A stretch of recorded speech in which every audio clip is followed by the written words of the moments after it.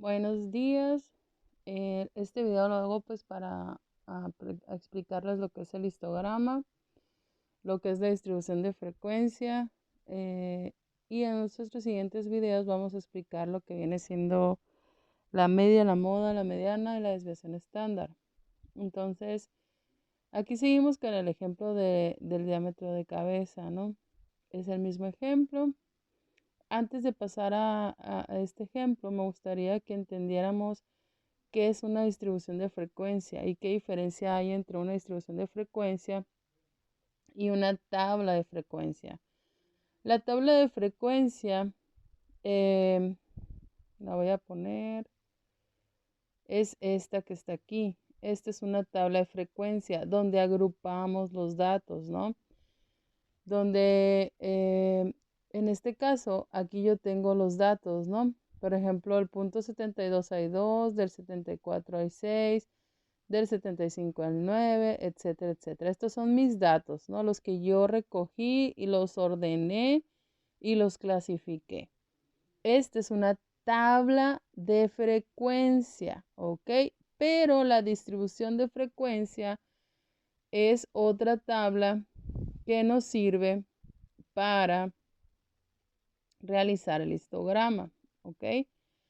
La diferencia entre una tabla con frecuencias o datos agrupados contra una distribución de frecuencia radica en una forma matemática de agrupar los datos. Forma matemática. ¿Qué quiere decir con una forma matemática? Ahorita es lo que yo voy a explicar, ¿ok? No consiste en clasificar por datos como una tabla básica, como lo que es la tabla con frecuencias, ¿ok? Consiste en establecer intervalos, ¿ok? Esa es la diferencia. Intervalos que nos ayuden a clasificar, ¿ok? A clasificar los datos de manera estadística. Por medio de la distribución de frecuencias se realiza un histograma, ¿ok? Un histograma es una gráfica que es más representativa, es más estadística, es más profesional que una distribución de frecuencias, ¿ok? Que una tabla de frecuencia, ¿ok? Entonces, este es un gráfico de barras, pero se elabora un poco diferente a una gráfica normal, ¿ok? Entonces, para hacer esta distribución de frecuencia necesitamos determinar primeramente el rango, ¿ok? El rango. Ya que tenemos el rango, o vamos a obtener las clases, que para obtener las clases vamos a sacarle la raíz a los datos. También vamos a establecer el intervalo de clase, que es este que está aquí. ¿Ok? Esta formulita muy sencilla. Y después vamos a construir las frecuencias. Las clases, ¿cuáles son las clases? Las clases, vamos para acá. Las clases son estas que están aquí. Por ejemplo, dice, el número de clases son el número de clasificaciones que obtendremos para nuestra distribución de frecuencias, y esto se obtiene así. Número de clases C es igual a la raíz de n. La raíz de n, como los datos son 20, entonces nos dio 4.47 y son 5 clases. Entonces, 1, 2, 3, 4, 5 clasificaciones. ¿Ok? Siempre vamos a redondear al número entero siguiente. Esto es una regla, por más mínimo que sea. Ejemplo, 7.07 pasa a 8 clases. ¿Por qué? Porque a veces los datos puede hacer que no entren, que necesite yo una clase más, por ejemplo, la 6, para poder introducir un dato, ¿ok? Entonces, estas son las clases, las casillas, las clasificaciones, la clasificación 1, la clasificación 2, la clasificación 3, la 4 y la 5. ¿De dónde sacamos esto? De la raíz de los datos, que son 20, ¿ok? Ahora vamos a ir, estas clasificaciones las vamos a hacer ahora en el intervalo de clase. ¿Cómo lo vamos a hacer? Vamos a vamos a hacer primeramente la fórmula, que es el rango entre el número de clases. Recuerda que el rango es la diferencia entre el dato mayor y el dato menor, ¿no? de mis datos que yo tengo. Entonces de aquí dio 0.06 entre el número de clases, que es 4.47. Aquí puedes usar el 4.47 que te dio exactamente la raíz de n, o también podrías usar el 5, el que redondeaste. Pero yo te recomiendo que hagas la raíz de n, lo que te dio exactamente. ¿Y qué son los intervalos de clases? Son los límites mínimos y máximos de cada clase, y por medio del intervalo podemos generar el intervalo de clase. Para ello debes sumar el dato mínimo de los datos al intervalo, y a partir de ahí comenzamos con los límites mínimos y máximos de cada clase. ¿Ok? Entonces el dato mínimo es 0.72. A este 0.72 yo le voy a sumar lo que me dio en mi intervalo de clase, que es el 0.013. Entonces 0.72 más 0.013 me va a dar el máximo de la clase. ¿Qué quiere decir ahora?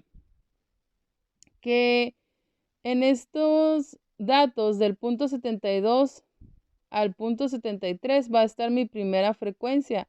Yo me voy a ir a mi tabla de datos. Para sacar la frecuencia voy a irme a mi tabla de datos, y aquí en la frecuencia voy a colocar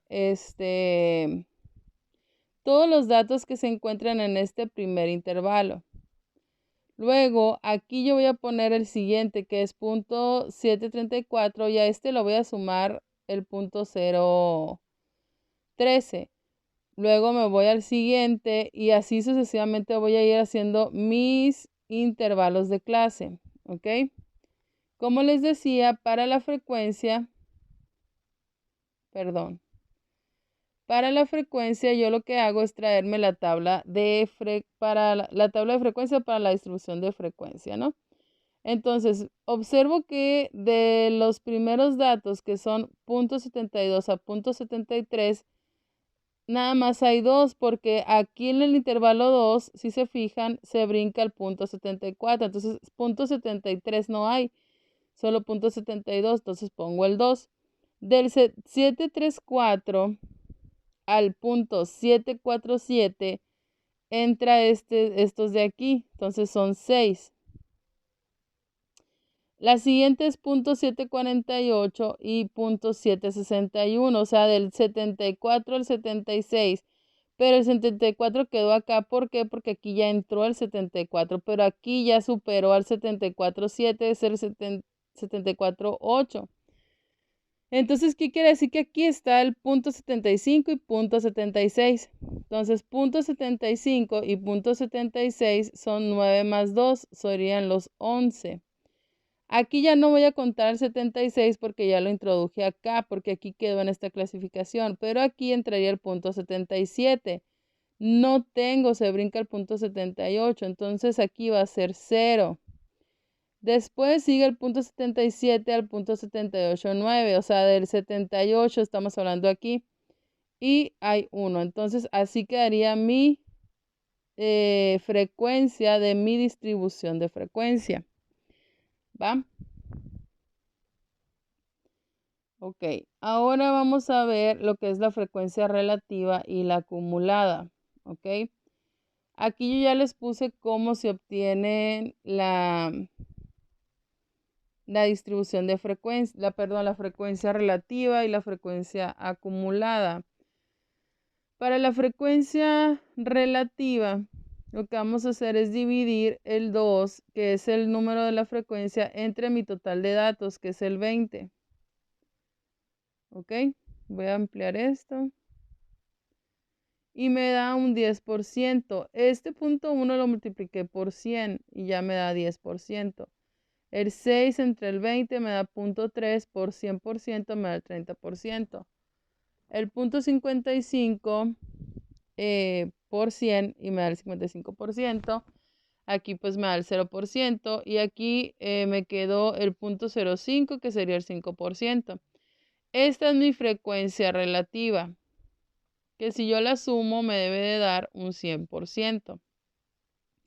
Ahora vamos a hacer la frecuencia relativa acumulada, ¿ok? Para hacer la frecuencia relativa acumulada, lo que hacemos es comenzamos con el 0 más 10, que sería el 10%, es decir, lo que me quedó aquí, lo pongo como un inicio. ¿Ok? Después tengo el 30%, 10, el 10 más el 30 me da el 40. 40 más 55 me da 95. 95 más 0 me da 95. 95 más 5 me da el 100%. Y aquí yo compruebo pues que sí hice bien toda mi distribución de frecuencia. ¿Ok? Si nos da menos de 100, por ejemplo 99.8, 99.5, estamos bien. Si nos da 101, estamos bien. Pero ya si nos da 105, 110, algo hice mal, tengo que volver a revisar. ¿Ok? Y esta es la distribución de frecuencia. Esta es mi tabla de distribución de frecuencia. ¿Ok? ¿Y ahora qué sigue? Sigue hacer el histograma. Para hacer el histograma, tú puedes tomar las clases y la frecuencia y con esto graficar en Excel. ¿Ok?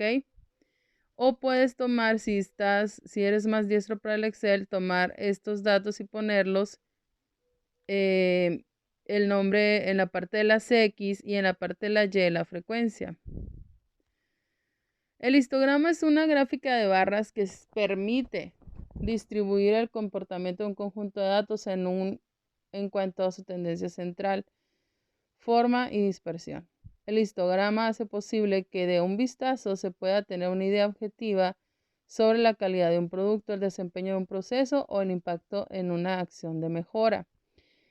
¿Qué pasa? El histograma es mucho mejor que una gráfica normal. ¿Por qué? Porque el histograma nos da, como dice ahí, con solo verlo, tú te das cuenta si el proceso está dentro de control o fuera de control. ¿Qué significa que esté fuera de control? Significa que tu procedimiento está fallando, tiene alteraciones, tiene problemas. Si está dentro de control, significa que tu proceso está controlado, está bien, es un proceso normal, no hay fallas. Si las hay, son mínimas, ¿ok? Para nosotros saber si nuestro histograma está dentro de control, vamos a tener las formas primeras, esta y esta, las primeras de arriba.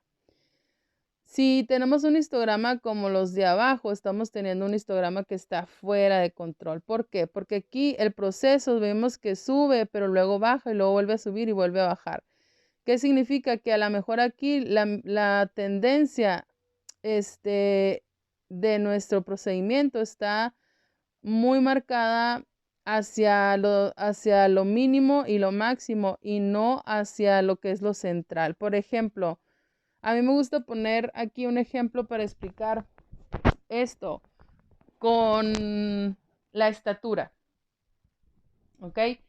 Generalmente la estatura de un hombre es de un punto 70 al punto 80 máximo, pero si nosotros ya tenemos alguien que mide 1.55 y alguien que mide 2 metros, 1.90, eso no lo tenemos normalmente con mucha frecuencia, ¿no? Entonces, aquí